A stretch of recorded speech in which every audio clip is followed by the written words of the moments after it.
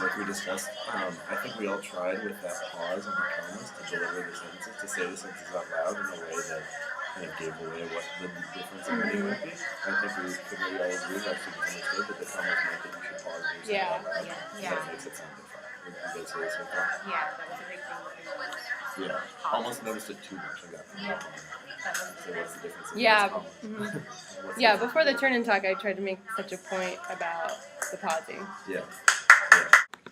So, yeah, I think we talked about that right there, that by the way, is the moment where I think it made it a lot more clear for your students. Definitely. I think the distinction between, like, just saying it out loud with the pauses, adding those words in there, let them realize that, like, there is a clear distinction between the meaning in the first one and the second one because of the added information. So I thought that was a very good moment in the lesson.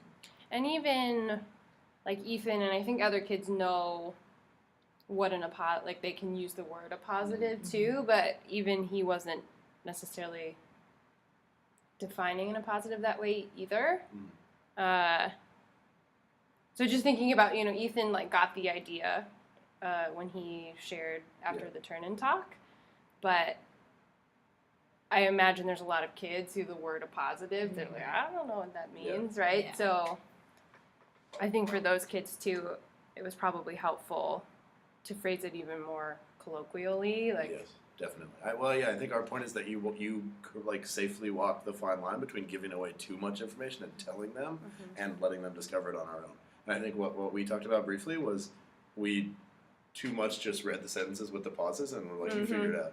Even, like, if it was the do now and it was supposed to be, like, inquiry-based learning, we still were just too much release without giving any of that input. And I think that by the way or rephrasing it differently and, like, sort of theatrically saying the sentence really worked for your students.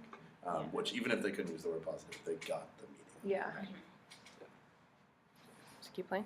Okay. So I think there was another example right there. You replaced the commas with the word, or you emphasized the word which, saying, like, Oreos, which were invented 100 years ago. You used the pause and said it out loud and kind of, I guess I keep using the word theatrical, but, like, theatrically said it so your students could hear it.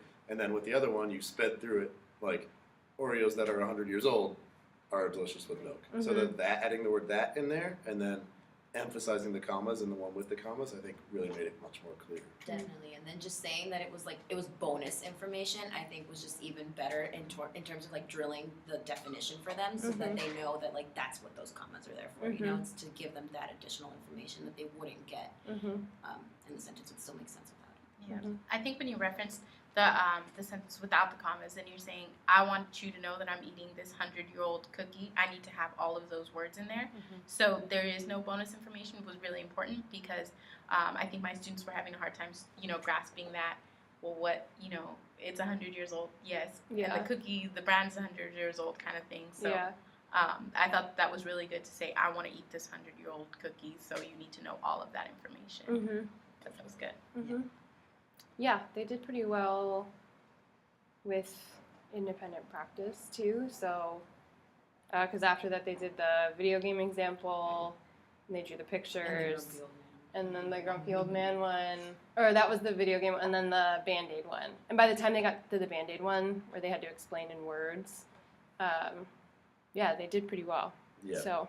Yeah, I think, like we talked about, you guys would probably say the same things. I think by the end of my lesson, my kids could say the sentences so that they sound the way they're supposed to sound, but couldn't necessarily do what you did as a teacher, which is replace it with by the way or identify the bonus information. Yeah, the meaning. Or like say that in there and show the meaning. And I think it's really important that early in your lesson you found that balance of not giving too much away, but giving your students the right words.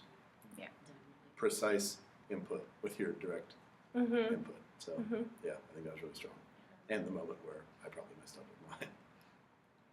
I think mine really liked the activity, and they were able to identify, like, the bonus information, but I think that they were still having a hard time making the distinction between the two meanings. Like, they could say, like, oh yeah, the stuff in between the commas isn't a positive, but they, like, when it came to, like, drawing the pictures, they were like, wait, but either way, like, all of the kids are lazy because the grumpy old man says that, like, it's the video games. But so it was a distinction part, I think, that we need to work on a little more in my class, but yeah, overall, I think that your lesson was great.